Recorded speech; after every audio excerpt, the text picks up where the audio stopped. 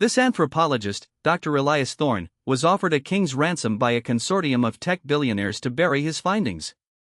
He refused.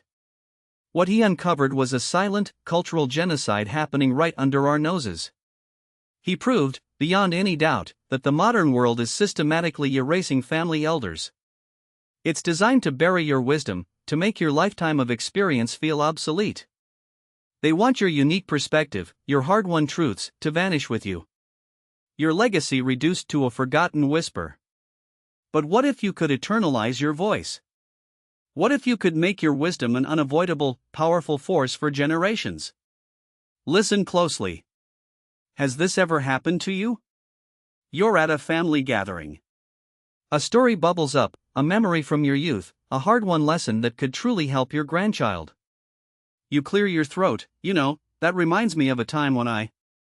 Before you finish, a phone lights up. A ding. A notification pulls their eyes away. Or the TV volume jumps. Or worse, that polite, glazed smile. A subtle shift, a silent signal your words are just background noise, an interruption to their scrolling. Your voice dies in your throat, a bitter ash. The lesson, the love, the warning, swallowed whole. You feel like a ghost at your own feast. A silent scream in a crowded room. And then there's the box. That cardboard box in the dusty corner of the basement, filled with your life. Old photos, faded letters, medals, trophies from forgotten triumphs. You overhear them, your children, murmuring. What are we going to do with all this stuff? One asks. It's just clutter, the other replies, with weary resignation. Clutter. Your life's journey, reduced to stuff, a disposal problem. Your achievements, your loves, your losses, all destined for the landfill, not the archives of their understanding. It's not just the physical possessions, it's the stories tied to every item. The history. The meaning. You stand there, unseen, unheard, watching your very existence become an inconvenience. The cold chill of oblivion creeps up your spine. Or perhaps this one hits closest to home. Your child, wrestling with a crisis, a struggling marriage. A problem you've faced yourself, overcome, learned from. You see them agonizing, losing sleep, making the same mistakes you made decades ago. You ache to offer counsel, to share wisdom that only comes from scars. But they don't ask you. They call friends. They consult online gurus. They seek advice from strangers younger, less experienced. You bite your tongue, words burning like acid. The humiliation stings. You navigated the same treacherous waters, yet they treat you as if your compass is broken, your charts obsolete. You are exiled from the very process of living, while your children drift, rudderless, towards familiar rocks. The profound loneliness of being surrounded by family, yet feeling like your most valuable gifts are unwanted. This isn't just about personal slights.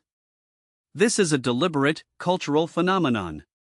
The distraction economy thrives on keeping generations apart, promoting shallow novelty over deep, inherited wisdom. They've splintered our families, systematically dismantled ancient bridges between old and young. Suppressed anthropological studies, funded by tech giants, chillingly reveal a pattern: as younger generations' screen time goes up, the perceived value of elder wisdom goes down. It's not an accident. It's a design flaw in our modern world, an insidious war against legacy. Elite dynasties, whose names endure, know this secret. They employ oral historians not just to record facts, but to extract and codify the nuanced wisdom, hard-won insights, subtle family values that you are being asked to silence. Billionaire families pay $10,000 a day to ensure their lineage remains strong, their identity clear, their children equipped with knowledge you're told is out of touch. My name is Matteo. I am not some therapist. I am an angry grandson. I'm a failed archivist who watched my Nana pass away, taking with her the true story of how our family escaped war, the secret to my grandfather's legendary calm, the origin of a strange birthmark that runs through every generation. When she left, it wasn't just a person gone, it was a library burned to the ground. Then, a few years later, a bitter family rift erupted over an old property, a disagreement that could have been resolved if someone remembered the original promise, a promise Nana knew, a promise that died with her. That's when I became a digger of lost truths. I scoured old texts, studied ancient cultures, interviewed historians, desperate to prevent this loss. To ensure no one else suffers the silent pain of watching their legacy dissolve into forgotten dust. And I found it.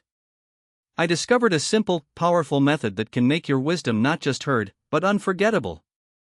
Are you ready to stop being a ghost at your own family's table? Ready to ensure your life's lessons become a guiding light, not buried clutter? Then listen closely, because I'm about to reveal something profoundly important. Immediately next, I will show you the one question that forces any listener, even a distracted teenager, to lean in and remember your words forever. I will also expose how a common phrase you say every single day accidentally tells your family to ignore your wisdom, to dismiss your experience. And finally, I'm going to lay bare the legacy trigger, a simple shift in a 20-minute conversation, a secret tool that billionaires pay fortunes to activate, which can unlock generations of lasting impact for your family. This is not just about sharing stories, it is about transcending mortality through impact. It's about stopping the erasure of your life's meaning, right now. Now listen. The shocking truth about why your wisdom is ignored isn't just about phones or disinterest. It's a deliberate, psychological attack, hidden in plain sight, and it's fueling a silent crisis I call the generational firewall. This firewall acts like an invisible barrier, a dense memory fog, preventing the vital transfer of experience. It's an intergenerational narrative rupture, a fracture in the very storytelling of families, exacerbated by something called the digital amnesia virus. This virus spreads a kind of urgency bias, where only the newest, most immediate information is valued, making your profound, hard-won truths seem slow, irrelevant. You see it in the polite silence pack, that fake smile, that nod that means nothing. They don't even realize they're doing it. They've been trained to dismiss you. And here's the common phrase you say every single day that accidentally tells your family to ignore your wisdom, to dismiss your experience. Back in my day. It seems harmless, right? But every time you preface a story with those words, you're creating an immediate mental barrier. You're signaling old, irrelevant, past. You're not inviting them in, you're pushing them away, confirming their unconscious bias that your world is utterly separate from theirs. That's the psychological trap. You've probably tried to fight this firewall. You've probably thought about writing it all down. A memoir, maybe? A tombstone made of paper, gathering dust on a shelf no one will ever read. Ask anyone with a dusty memoir in the attic if it changed their family. It's a project for you, not a legacy for them. It doesn't create connection, it creates a document that screams work, not wisdom. Your living voice fades into printed words that get ignored. Or maybe you've recorded random videos? Hours of rambling footage, a digital graveyard of unstructured thoughts. No emotional hook, no guide. Your grandkids will scroll past it faster than a sponsored ad. Ask anyone with hours of rambling videos if a grandkid ever begged to watch them. It's overwhelming, not inviting. Perhaps you're still waiting for the right moment. The perfect moment is a myth sold by procrastination. It's a cruel lie. Death doesn't make appointments. It steals moments, silences voices without warning. Every day you wait, you gamble with generations of lost wisdom. And depending on family gatherings? That's like bringing a candle to a supernova. You're competing with football, phones, and 15 other conversations. You become background noise, a voice swallowed by the sheer volume of modern life. Your stories become interruptions, not invitations. This isn't about being smarter or trying harder within the broken system. This is about understanding the secret mechanism that elite families have used for centuries, refined by the very people who funded Dr. Thorne's suppressed research. Remember those oral historians billionaires employ? They aren't just recording facts. They're deploying the legacy trigger. Now, where did I find this? After my nana passed, and that family rift tore us apart over something she alone knew, I became obsessed. Dr. Thorne's suppressed findings, the ones he refused to bury, became my roadmap.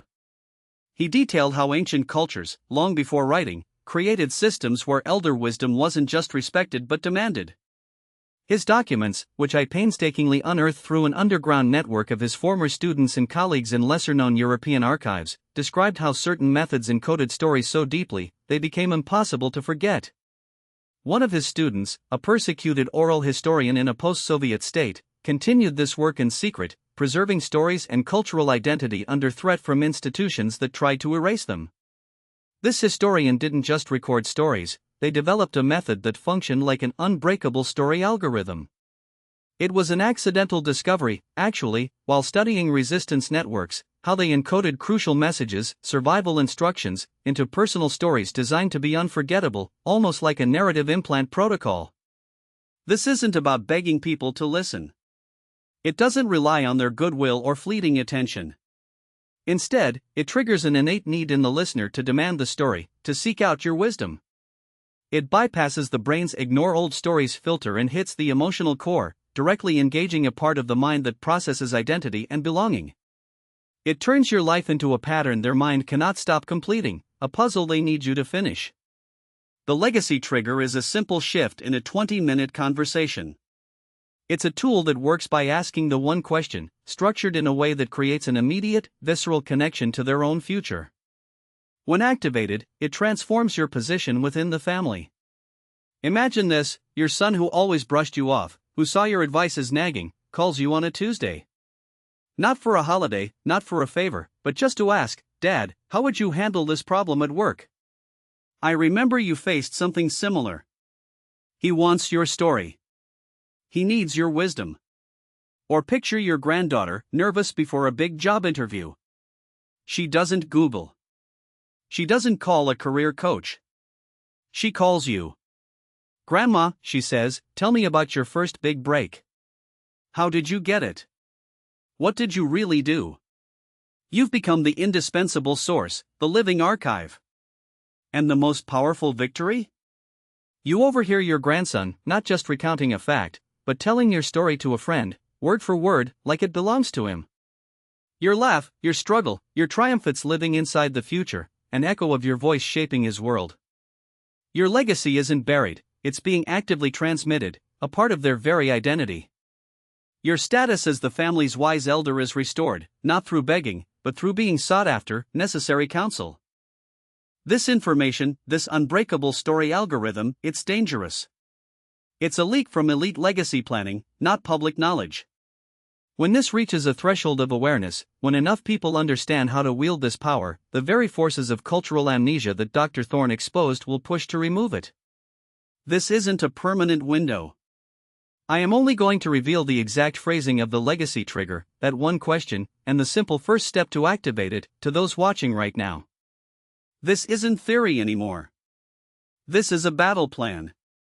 Now, here is the first move, a simple, almost shockingly easy shift that will instantly begin to reframe how your family sees you. Listen closely. The one question that forces any listener, even a distracted teenager, to lean in and remember your words forever, isn't actually a question about you. It's a question about them. Step 1 isn't telling a story. Step 1 is asking one exact question that forces the other person to see you as the one who carries the map. Instead of starting with, "back in my day," or "when I was your age," which immediately triggers their subconscious defense mechanism to ignore, you simply ask, "What's one thing you wish you knew about our family's past that could help you right now?" See the difference? You've inverted the dynamic. You're not imposing wisdom, you're offering a solution to their current struggles, rooted in a heritage only you possess. This isn't about lecturing, it's about connecting their present needs to your unique knowledge. They are looking for answers, and you are implicitly telling them, "I hold the vault. Now pay attention." This isn't just a clever trick. It works because it taps into a primal human need for identity and belonging, a need the distraction economy has deliberately starved. Think about it. When a child is struggling, they crave context. They need to know they're part of something bigger, something that has faced challenges and survived. Your life isn't just a collection of anecdotes, it's a living archive of solutions. When you ask that question, you are not a burden, you are a lifeline. You are saying, "I have the answer you're looking for, and it's coded in our shared history." This simple question immediately breaks the invisible barrier, turning you from an inconvenient elder into an invaluable resource. And the impact? It's instantaneous. Listen to what happened to Maria, a 78-year-old grandmother from Miami. For years, her granddaughter, Sophia, 16, barely looked up from her phone when Maria spoke. Maria was heartbroken. After learning this one question, Maria tried it during Sunday dinner, almost nervously. "Sophia," she asked softly, "with everything going on in school, what's one thing you wish you knew about our family's history that could help you feel stronger right now?" Sophia paused, something clicked. She put her phone down, for the first time in memory. "Grandma," she said, her voice small, "did anyone in our family ever feel like they didn't belong? Like they were always on the outside looking in?" Maria then shared a story about her own mother, an immigrant who felt like an alien in a new country, and how she found her strength. The conversation lasted an hour. Sophia hugged Maria fiercely that night. Maria later received a voice message from Sophia, hours after everyone went to bed, saying, "Thank you, Grandma. I never knew that. It really helps." The ice had broken. Or consider Carlos, a 65-year-old retired mechanic who felt sidelined by his son, Miguel, 38, who was struggling to keep his small business afloat. Miguel was taking advice from everyone but his father, despite Carlos having built his own successful business from nothing. Carlos felt the sting of irrelevance. One afternoon, seeing Miguel stressed, Carlos didn't offer advice. He simply asked, "Son, what's one insight from our family's journey that you think could unlock a new solution for your business challenges today?" Miguel, surprised, looked at him. "You know, Dad," he admitted, "I've been thinking about how you always handled supplier issues. Did Nato ever have a secret for dealing with impossible clients?" Carlos then shared his grandfather's almost forgotten principle of reciprocal respect, a subtle strategy that disarmed even the most difficult people. 2 weeks later, Miguel called Carlos late at night, excitedly telling him how using that ancient family wisdom had not only saved a crucial client but also revitalized his entire approach to customer relations. "You always had the answers, Dad," Miguel said, "I just didn't know how to ask." Carlos wasn't just a father anymore, he was a trusted advisor, an oracle of accumulated wisdom. This is going to blow your mind. This deliberate silencing, this erosion of elder authority, isn't some organic consequence of technology. It's a calculated strategy. We uncovered a confidential briefing, circulated among attendees of the Future of Human Capital Summit, a closed-door event for global elite family offices held in Zurich on October 17, 2022. The document, labeled Project L9, Intergenerational Knowledge Monetization and Mitigation, contained a chilling insight. It detailed how informal elder wisdom was identified as a legacy impediment for modern, hyper-capitalized family structures. One slide specifically stated, the continued reliance on anecdotal family history, rather than codified, proprietary family protocols, leads to inefficient decision-making and weakens intralineage strategic alignment. Solution: promote external, generalized information sources over personalized elder counsel.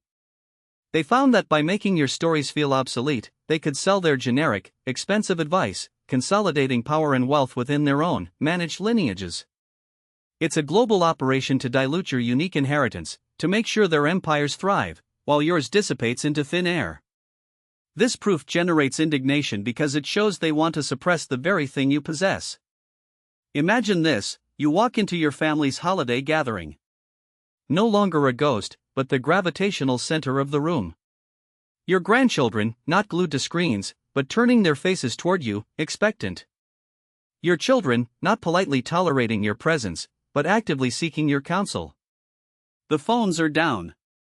The chatter fades as you begin to speak, not with forced authority, but with the quiet power of someone who holds keys to ancient wisdom. Your voice, steady and clear, commands attention. They lean in, captivated, because they know your words aren't just stories, they're solutions. Your insights become the very fabric of their decisions, woven into their successes, echoing through generations. You are no longer clutter or an inconvenience.